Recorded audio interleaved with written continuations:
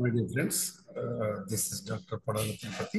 మనం టిఎస్ఎట్ కి సంబంధించి ముఖ్యంగా రాష్ట్ర స్థాయి అర్హత పరీక్ష అసిస్టెంట్ ప్రొఫెసర్స్ లెక్చరర్స్ కోసం విశ్వవిద్యాలయాలలో డిగ్రీ అండ్ పీజీ కళాశాలలో పనిచేయడంకు అర్హత సాధించడానికి ఈ స్టేట్ లెవెల్ ఎలిజిబిలిటీ టెస్ట్ను మనకు ఉస్మానియా విశ్వవిద్యాలయం నిర్వహిస్తుంది.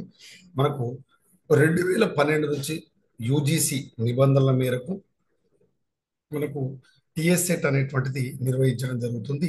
మనకు ఇప్పుడు టిఎస్సెట్ ఇంతకుముందు కన్వెన్షనల్ మెథడ్లో మనకు మల్టిపుల్ చాయిస్ క్వశ్చన్స్ మనకు ఇది మార్కింగ్ చేయడం ద్వారా ఉండేది. ఇప్పుడు కంప్యూటర్ బేస్డ్ టెస్ట్ ఆన్లైన్లో మనకు ఎగ్జామ్ రాయడం అనేటువంటి జరుగుతుంది. మొత్తం 2 పేపర్లు ఉంటాయి. పేపర్ 1, పేపర్ 2కు సంబంధించి paper 1 general paper teaching and research aptitude. ఇది 50 ప్రశ్నలతో కూడి ఉంటుంది. ఒక్కొక్క ప్రశ్నకు 2 మార్కులు చొప్పున ఉంటుంది. నెగటివ్ మార్కింగ్ లేదు. మీరు టిఎస్సెట్ ఎన్నిసార్లైనా రాయొచ్చు. అప్పర్ ఏజ్ లిమిట్ అంటూ ఏది లేదు. ముఖ్యంగా అభ్యర్థులకి సూచన ఏంటంటే పీజీ ఫ్రెష్గా చేసేటువంటి అభ్యర్థులు సైతం, అంటే డిగ్రీ కంప్లీట్ అయి పీజీ ఫస్ట్ ఇయర్లో జాయిన్ అయిన విద్యార్థులు ఎవరైనా ఉంటే ఈ వీడియో చూసినట్లయితే డెఫినెట్గా మీరు టిఎస్సెట్ అప్లై చేయండి. మీరు ఫస్ట్ ఇయర్లో ఉండగా పాస్ అయినా, ఎలిజిబుల్ అయినా, అంటే క్వాలిఫై అయినా, మీరు వితిన్ 2 ఇయర్స్లో మీ పీజీ సర్టిఫికెట్ను అక్కడ టిఎస్సెట్ కన్వీనర్ ఆఫీస్ ఉస్మానియా విశ్వవిద్యాలయం professor G Ramireddy centre for distance ఎడ్యుకేషన్లో మనం ప్రొడ్యూస్ చేసినట్లయితే తప్పకుండా ఈ అర్హత మనకు వర్తిస్తుంది. ఇది లైఫ్ టైం. ఓకే, మరి ఈ టిఎస్సెట్కి సంబంధించినటువంటి పేపర్ 1 మనం విశ్లేషణ చేసుకోవడానికి సిద్ధంగా ఉన్నాం. ఈ పేపర్ 1కు సంబంధించి మనం గమనించినప్పుడు ముఖ్యంగా ఇది టిఎస్సెట్ 29 సబ్జెక్టులలో మనకు నిర్వహించడం అనేటువంటి జరుగుతుంది. ఈ టిఎస్సెట్ 29 సబ్జెక్ట్స్ గాను పేపర్ 1 అనేటువంటిది అందరికీ కామన్. ఈ పేపర్ 1 టీచింగ్ అండ్ రీసెర్చ్ ఆప్టిట్యూడ్కి సంబంధించినటువంటి ప్రశ్న, కానీ అంతర్లీనంగా మనకు మొత్తం 10 యూనిట్లు ఇందులో ఉంటాయి. ప్రతి యూనిట్లకి వెళ్ళి 5 మార్కుల 5 ప్రశ్నల చొప్పున మొత్తం 50 ప్రశ్నలు వస్తాయి. పేపర్ 1 మనకు 50 ప్రశ్నలు ఉంటాయి. ఒక్కొక్క ప్రశ్నకు 2 మార్కుల చొప్పున ఉంటాయి. ఇందులో మీరు చూస్తున్నప్పుడు ఏదైతే మీరు చూసేటువంటి ఈ వీడియో ఏదైతే ఉందో, ఈ వీడియోకు సంబంధించి మీరు చూసినప్పుడు ఈ స్లైడ్లో కనబడేటువంటి 10 అంశాలు, 10 యూనిట్లలో నుంచి ఒక్కొక్క యూనిట్, ఈ రెడ్ కలర్ బ్లూ కలర్ మీకు కనబడుతుంది కదా, ఒక్కొక్క యూనిట్కి వెళ్ళి 5 మార్కుల చొప్పున వస్తాయి. అంటే 5 ప్రశ్నల చొప్పున వస్తాయి. మొత్తం 10 ప్రశ్న 5 ప్రశ్నల చొప్పున వస్తాయి. 10 మార్కులు మీకు వస్తాయి ఒక్కొక్క యూనిట్ నుంచి. కాబట్టి ఇది ఈక్వల్ వెయిటేజ్ ఉంది. ఈ అభ్యర్థులు గమనించాలి. Teaching aptitude, research aptitude, comprehension, communication, mathematical reasoning and aptitude, logical reasoning, data interpretation, ICT information and communication technology, people development and environment, higher education system. ఈ 10 యూనిట్లు అంటే ఇక్కడ ప్రతి యూనిట్ నుంచి 5 ప్రశ్నలు అన్నప్పుడు 1 నుంచి 5 ప్రశ్నలు టీచింగ్ అప్టిట్యూడ్, 6 నుంచి 10వ ప్రశ్న రీసెర్చ్ అప్టిట్యూడ్, 11 నుంచి 15 కాంప్రహెన్షన్, 16 నుంచి 20 వరకు కమ్యూనికేషన్, 21 నుంచి 25 వరకు teaching mathematical aptitude and reasoning, 26 నుంచి 30 వరకు లాజికల్ రీజనింగ్, 31 నుంచి 35 వరకు డాటా ఇంటర్ప్రిటేషన్, 36 నుంచి 40 వరకు ఇన్ఫర్మేషన్ కమ్యూనికేషన్ టెక్నాలజీ ఐసిటి, తర్వాత 41 నుంచి 45 వరకు పీపుల్ డెవలప్మెంట్ అండ్ ఎన్విరాన్మెంట్, 46 నుంచి 50 వరకు higher education department, higher education system. ఇది అభ్యర్థులు గమనించాలి. అంటే ఇది ప్రతి పేపర్ విశ్లేషణలో ఎందుకు చూపిస్తున్నానంటే మనం బ్లైండ్గా చదవడం కాకుండా ఒక ప్లాన్డ్గా ఒక్కొక్క యూనిట్కు ఎంత టైం కేటాయించి చదివితే మనం క్వాలిఫై అవుతాం అనేటువంటి విషయాన్ని అభ్యర్థులు గమనించాలనేటువంటి ఒక సదుద్దేశంతో నేను ఈ వీడియో అనేటువంటిది మీకు చేయడం అనేటువంటి జరుగుతుంది. కాబట్టి ప్రభుత్వ మహిళా డిగ్రీ కళాశాల జగిత్యాల ఎప్పుడు కూడా అభ్యర్థుల యొక్క అభ్యున్నతి కోసం తోడ్పడుతుంది అనడంలో ఏమాత్రం సందేహం లేదు. దాంట్లో భాగంగానే నేను మీకు ఈ వీడియో అనేటువంటిది చేస్తున్న జగిత్యాల ప్రభుత్వ మహిళా డిగ్రీ కళాశాల నుంచి. సరే, మనం ఇప్పుడు టిఎస్సెట్ 2022కు సంబంధించినటువంటి పేపర్ 1కు సంబంధించినటువంటి ఒక షిఫ్ట్లో జరిగినటువంటి టిఎస్సెట్ 2022లో జరిగినటువంటి షిఫ్ట్లో జరిగినటువంటి ఒక ప్రశ్న పత్రాన్ని మనం ఇప్పుడు చూస్తున్నాం. ఇది 2022లో జరిగినటువంటి TS SET Telangana state level eligibility test. ఇక్కడ మొదటి పేపర్కు సంబంధించి మనం గమనించినప్పుడు ఇందులో మనకు teaching aptitude and research aptitude అనేటువంటిది ఉంటుంది. జనరల్ పేపర్ 50 ప్రశ్నలు ఉంటాయని మనకు తెలుసు. ఈ టీచింగ్ ఆప్టిట్యూడ్ రీసెర్చ్ ఆప్టిట్యూడ్కి సంబంధించి మొదటి 5 ప్రశ్నలు ఏమని చెప్పుకున్నాం? టీచింగ్ ఆప్టిట్యూడ్ చూడండి. ఇందులోనే ఇదే పేపర్ మొత్తం మీకు 50 ప్రశ్నలు ఇందులోనే చెప్పేస్తాను. 2 వీడియోలు చేస్తాం అనుకున్నాం కానీ ఇక అలా కాకుండా ఒకటే దాంట్లో కంప్లీట్ చేసిద్దాం. కొంచెం స్పీడ్గా చెప్పుకుందాం. The main objective of teaching at higher education level, ఉన్నత విద్యా బోధనలో ప్రధాన లక్ష్యం. అంటే ఇక్కడ మనకు పెడగాజికల్ సంబంధించిన ప్రశ్న. బోధన యొక్క ప్రధాన లక్ష్యం హైయర్ ఎడ్యుకేషన్ సిస్టమ్. మనం హైయర్ ఎడ్యుకేషన్ కోసమే కదా ఎగ్జామ్ రాసేది. అది అసిస్టెంట్ ప్రొఫెసర్గా, లెక్చరర్గా విశ్వవిద్యాలయాల్లో కానీ డిగ్రీ పీజీ కళాశాలలో బోధించడానికి కదా. కాబట్టి దీని యొక్క లక్ష్యం ఏంటి మరి అంటే the right answer is to develop capacity to take right decisions.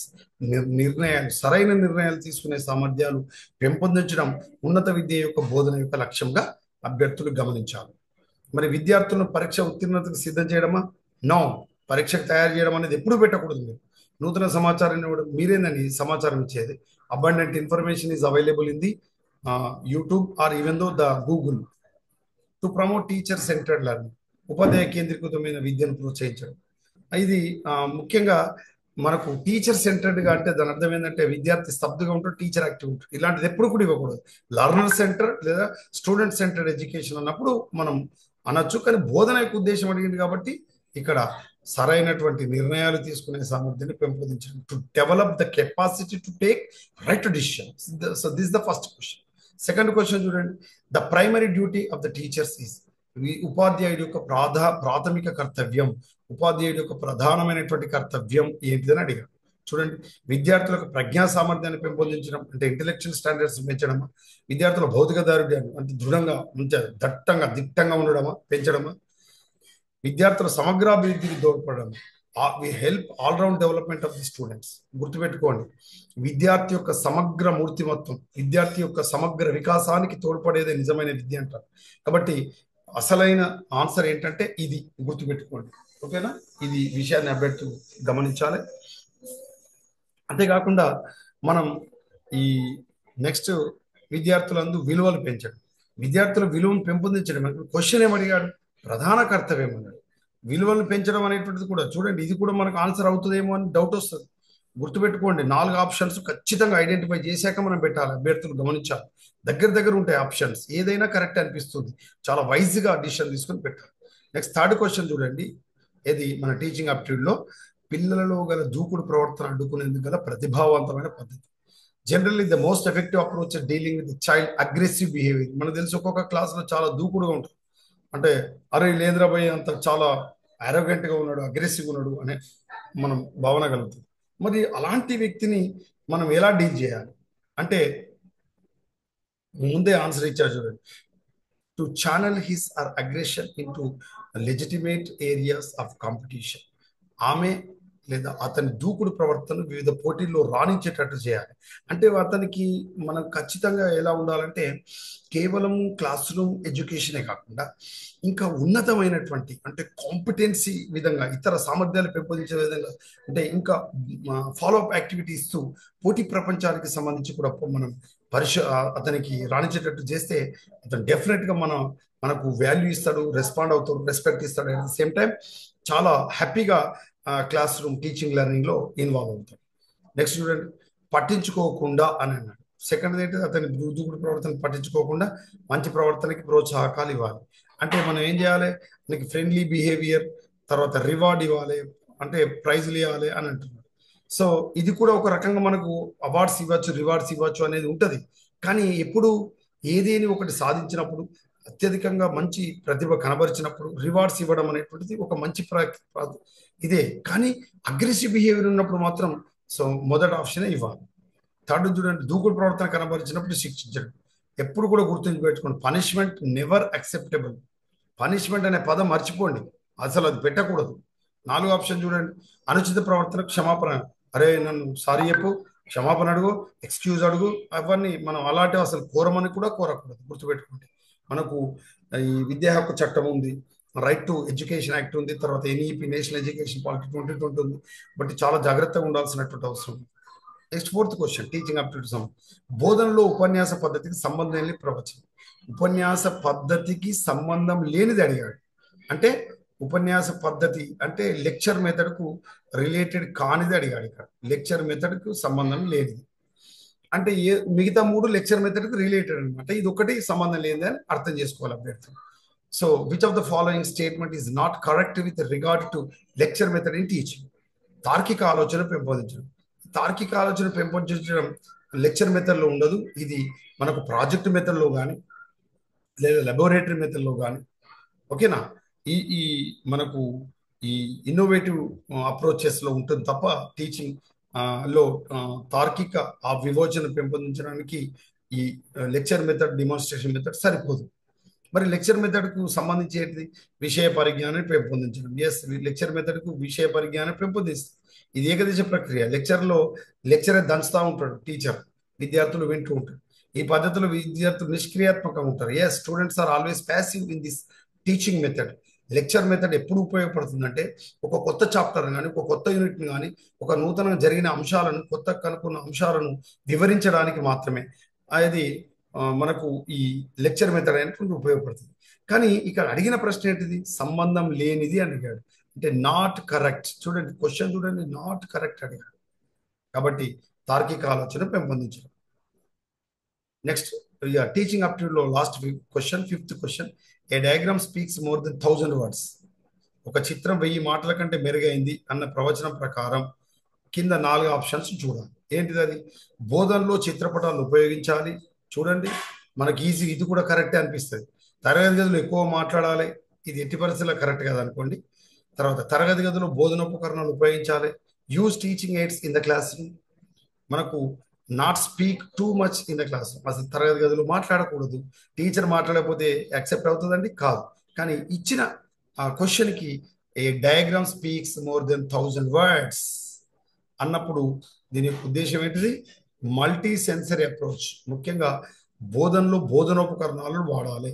Teaching learning aids లేదా teaching aids use in the classroom during the teaching. ఎప్పుడైతే బోధిస్తున్నామో అప్పుడు ఇది కంపల్సరీ ఉపయోగించాలి అని అర్థం.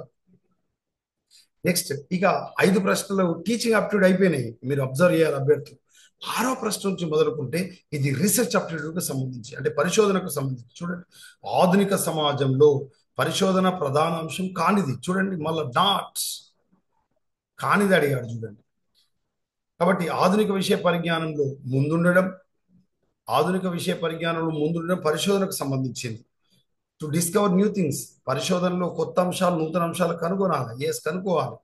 క్రమబద్ధమైన పరిశీలన, విమర్శనాత్మక విశ్లేషణ చేయడం. ఎస్, మనకు రీసెర్చ్లు ఇవి చేయాలి. Systematically examine and critically analyse.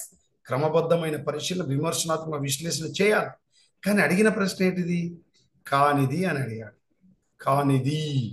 కానిది అన్నాడు కాబట్టి చూడండి, గత రచనపై విమర్శనాత్మక పరిశోధన చేయడం.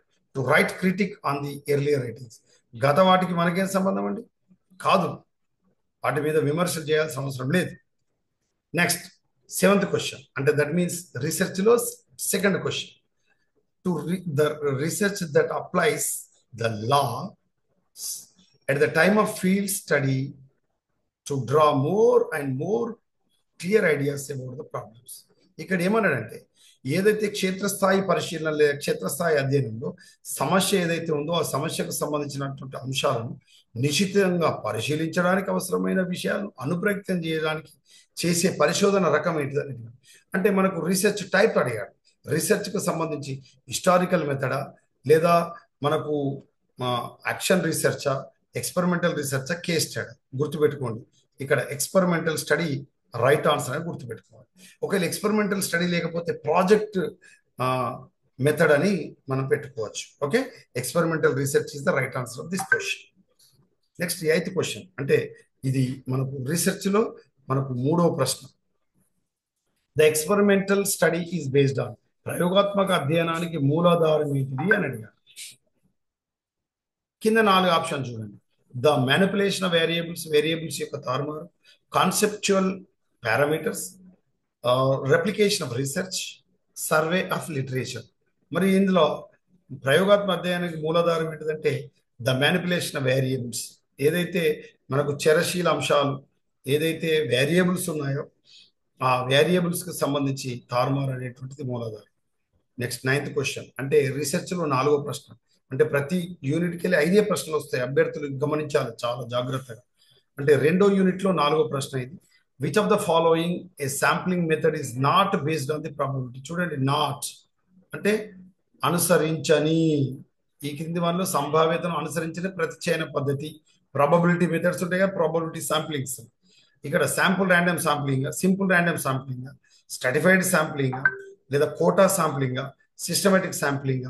అంటే ఇంకా ఇందులో సంభావ్యతకు సంబంధించి ఏదైతే ప్రాబబిలిటీకి సంబంధించి ప్రత్యయన పద్ధతి, అనుసరించిన ప్రత్యయన పద్ధతి శాంప్లింగ్ మెథడ్ ఏదంటే మనం ఆన్సర్ ఏం పెట్టాలి? Quota sampling.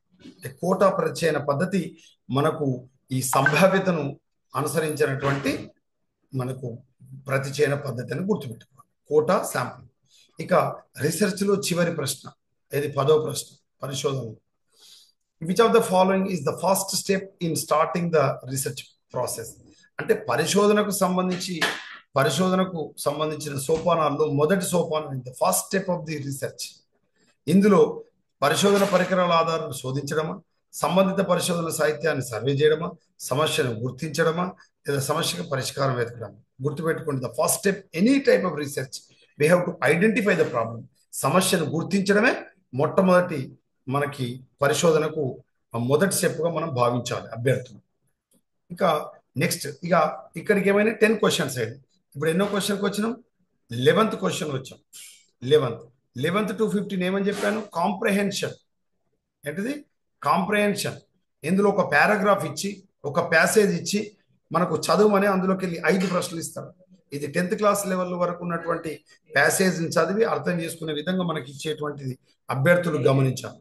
అంటే మొదటి యూనిట్ టీచింగ్ అప్టిట్యూడ్, రెండో యూనిట్ రీసెర్చ్ అప్టిట్యూడ్, మూడోది మనకు ఏముంది? కాంప్రిహెన్షన్. అంటే ఒక ప్యాసేజ్ లేదా పారాగ్రాఫ్ ఇచ్చి ప్రశ్నలు అడుగుతారు. చూడండి, ఇందులో ఈ కాంప్రిహెన్షన్ కి సంబంధించి మనం గమనించినప్పుడు ఇక్కడ ఏమిచ్చాడంటే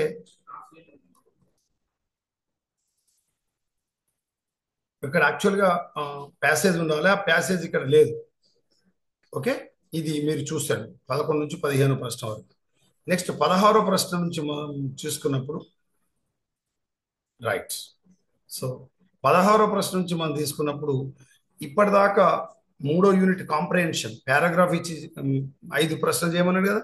ఇక మనకు 16వ ప్రశ్న కమ్యూనికేషన్కి సంబంధించి, అంటే సమాచారం మార్పిడి, భావ ప్రసారం మార్పిడి. నేను మాట్లాడేటువంటి క్రమాన్ని మీరు ఏ విధంగా వింటున్నారు, ఓకేనా? వీటికి సంబంధించి ఇందులో కమ్యూనికేషన్కి సంబంధించి the following are the barriers for effective communication except 1. చూడండి, ఇందులో 4 ఆప్షన్స్ ఇచ్చి ఏదైతే ప్రభావవంతమైనటువంటి సమాచార మార్పిడికి అడ్డంకి కానిదే అని అడిగాడు. ఒకటి మాత్రమే సమర్థవంతమైనటువంటి సమాచార మార్పిడికి ఉండే అడ్డంకులు, దానికి అనుకోండి. Which of the following barriers are effective communication except 1. అంటే ఏదైతే ఈ ఇచ్చిన 4 ఉన్నాయో ఈ 4ట్లో ఒక్కటి, అంటే ఇక్కడ మనకి ఎన్ని ఇచ్చాడంటే మొత్తం 7 ఇచ్చాడు.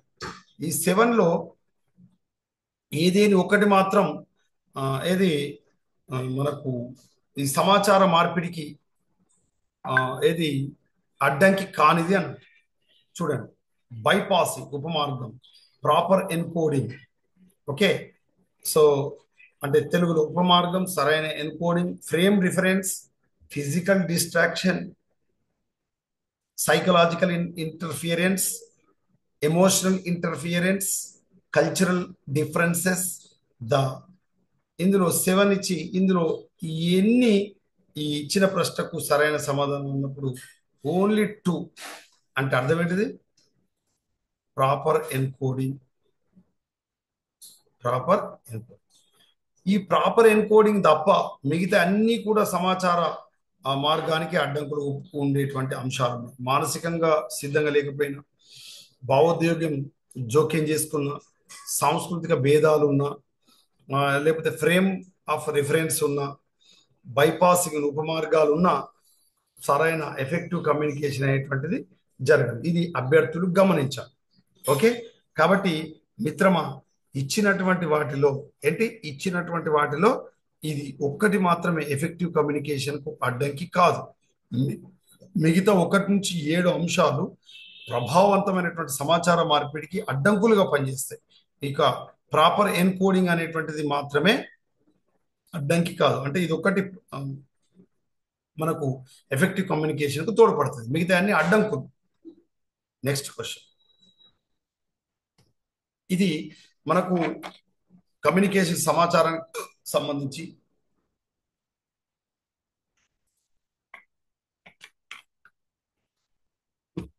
a teacher should have good communication skills. She will be a good communicator if she. ఒక గురువు మంచి సంభాషణ నైపుణ్యాలు కలిగి ఉండాలి.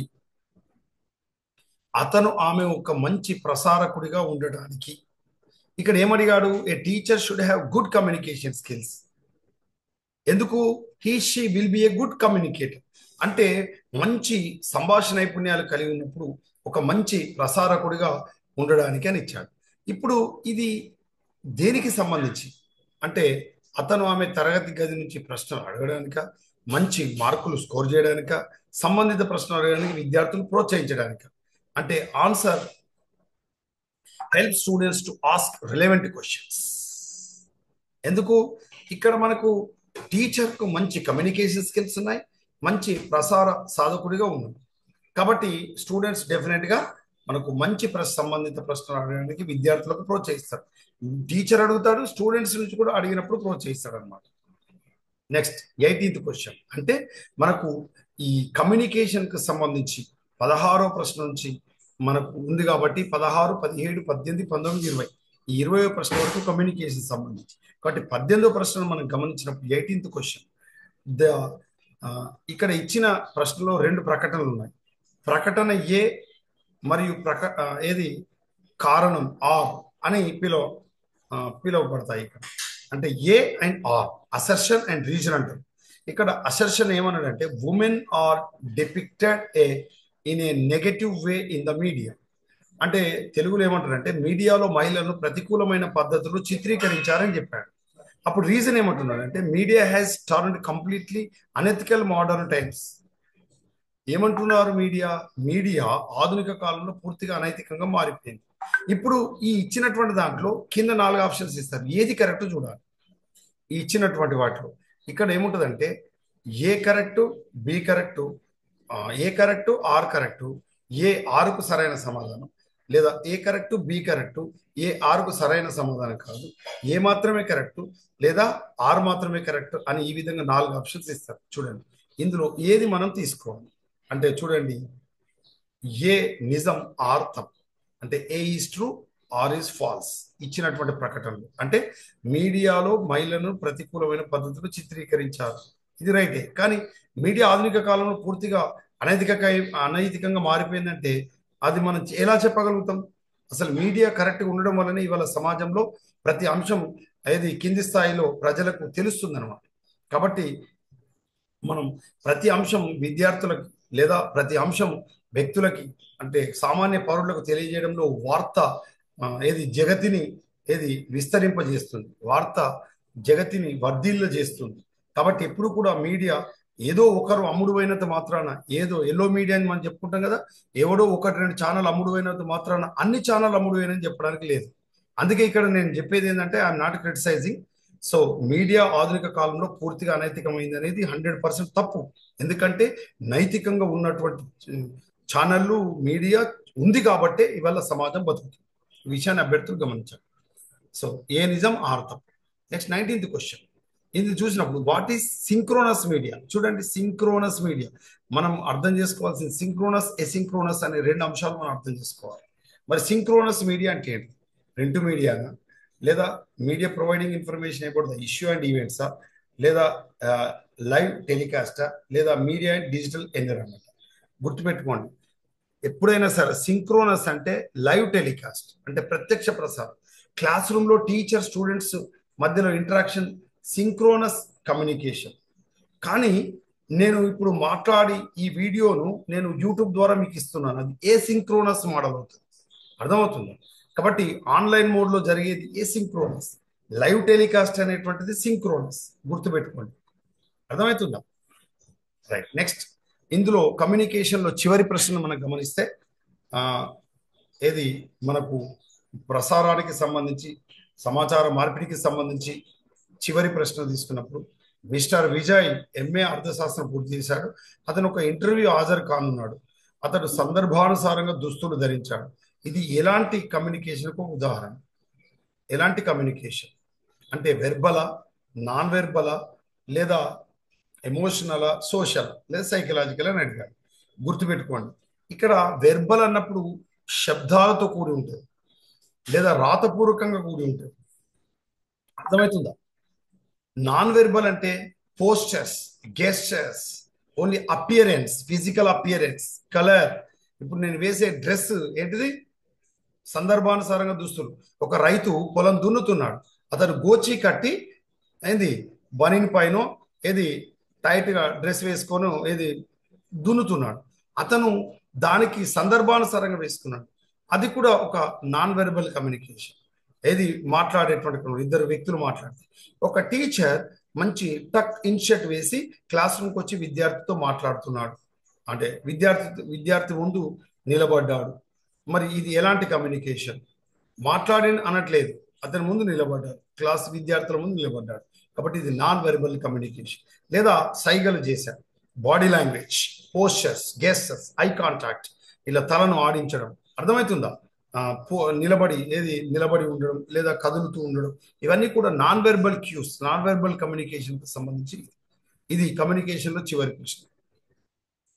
దీని తర్వాత మనకు 21 నుంచి 25 వరకు ఉన్నటువంటి ప్రశ్నలన్నీ కూడా మ్యాథమెటికల్ ఆప్టిట్యూడ్ అండ్ రీజనింగ్ సంబంధించి, అంటే గణిత శాస్త్రానికి సంబంధించి 5వ యూనిట్ కి సంబంధించిన ప్రశ్న. చూడండి, ఇక్కడ నిష్పత్తులకు సంబంధించిన ప్రశ్న ఇచ్చాడు. ఏ యొక్క ఆదాయ వ్యయం నిష్పత్తి 5:3 మరియు బి యొక్క ఆదాయ వ్యయం 7:6 ఉంటుంది. ఏ యొక్క పొదుపులు బికి 2 రెట్లు ఉంటే ఏ మరియు బి యొక్క ఆదాయం ఖర్చు నిష్పత్తి ఎంత అవుతుంది? 4:3 అవుతుంది. నెక్స్ట్, మ్యాథ్స్ లో రెండో ప్రశ్న చూడండి. గంటకు 45 కిలోమీటర్ల మరియు 54 కిలోమీటర్ల వేగంతో వ్యతిరేక దిశలో నడుస్తున్న 2 రైళ్లు ఒకదానితో ఒకటి దాటుటకు 12 సెకండ్లు పట్టెను. అవి ఒకే దిశలో పయనం చేస్తున్నప్పుడు ఎక్కువ వేగంతో నడుస్తున్న రైల్లో ఒక వ్యక్తి అతన్ని 32 సెకండ్లు ఇతర రైళ్లు దాటినట్లు గమనించారు. 2 రైళ్ల పొడవులు ఈ విధంగా ఉన్నాయి మీటర్లలో. అంటే దీని ఏంటిది? వేగము, కాలము, దూరము, వీటికి సంబంధించిన ప్రశ్న ఇది. దీనికి సంబంధించిన సరైన సమాధానం 250 మరియు 80 మీటర్లలో ఉన్నాయి 2 రైళ్ల పొడవులు. ఒక రైలు పొడవు 250 మీటర్లు, మరో రైలు 80 మీటర్లు. ఇక మ్యాథ్స్ లో మనకు 23వ ప్రశ్న మనం గమనిస్తే, ఒక కర్మాగారంలో ప్రతి 5గురు నైపుణ్యం లేని పని వాళ్ళకి 2 నైపుణ్యం గల పని వాళ్ళు ఉన్నారు. నైపుణ్యం లేని 10 మంది పనివారిని తొలగించి 2 నైపుణ్యం గల పనివారిని తీసుకొనిన నైపుణ్యం గల పనివారి నిష్పత్తి సగమైనది. కర్మాగారంలో ఉన్న నైపుణ్యం గల పనివారి సంఖ్య ఎంత అడిగాడు. చూడండి, ఇవి నిష్పత్తులకు సంబంధించి రేషియో అడిగాడు. కాబట్టి వీటికి సంబంధించిన సరైన సమాధానం 14. ఇక ఇందులో 4వ ప్రశ్న, మ్యాథ్స్ లో 4వ ప్రశ్న 24కు సంబంధించి లెటర్ సీక్వెన్స్ కి సంబంధించి, నంబర్ సీక్వెన్స్ కి సంబంధించి అడిగాడు. అంటే మిస్సింగ్ నంబర్ అడిగాడు, అంటే ఏదైతే లోపించిన సంఖ్య ఏదో అది అడిగాడు. 6, 14, 36, 98 సంబంధించి మనం తీసుకున్నప్పుడు తర్వాత వచ్చే అంకె ఏంటిది లేదా సంఖ్య ఏంటిది అని అడిగాడు. 276 ఏంటిది? 6, 14, 36, 98 తర్వాత నెక్స్ట్ ఏమొస్తుంది? 276 అనే సంఖ్య వస్తుంది. నెక్స్ట్, మ్యాథ్స్ లో చివరి ప్రశ్న 5వ యూనిట్ లో, ఇది మ్యాథమెటికల్ ఆప్టిట్యూడ్ అండ్ రీజనింగ్ కి సంబంధించిన చివరి ప్రశ్న చూసినప్పుడు, butter is coded as 1 2 3 3 4 5 then code is for cube.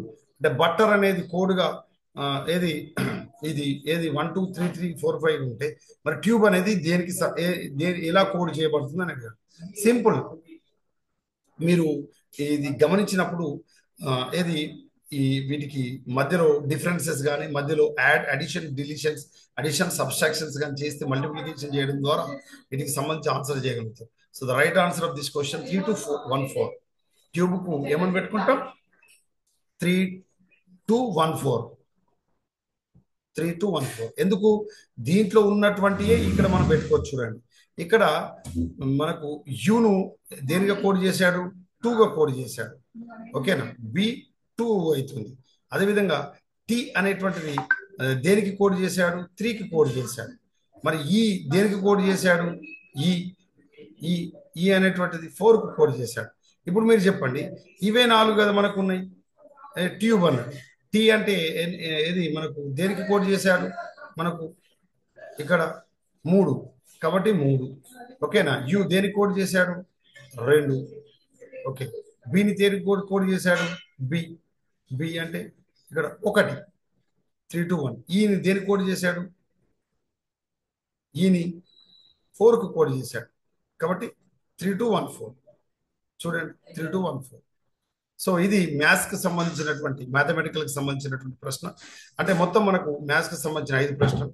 దీని తర్వాత మనకు 26వ ప్రశ్న నుంచి లాజికల్ రీజనింగ్, 26 నుంచి 30 వరకు, 31 నుంచి మనకు 35 వరకు, 31 నుంచి 35 వరకు మనకు ఐసిటి, 36 నుంచి 40 వరకు మనకు ఏమొస్తుందంటే ప్రత్యేకించి ఇక్కడ గమనించాలి. ఆ, మనకు లాజికల్ రీజనింగ్ ఏది ఏది మనకు 31, ఇక్కడ మనం ఎన్నో క్వశ్చన్ 25, 26 నుంచి 30 వరకు లాజికల్ రీజనింగ్ తార్కిక వివేచనం అని చూస్తాం.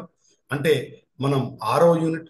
7వ యూనిట్కి సంబంధించి మనం తీసుకున్నప్పుడు ఏది మనకు లాజికల్ రీజనింగ్ తర్వాత మనం ప్రత్యేకించి ఆ, ఈ ఐసిటి ఇన్ఫర్మేషన్ అండ్ కమ్యూనికేషన్ టెక్నాలజీకి సంబంధించి మనం తీస్తాం.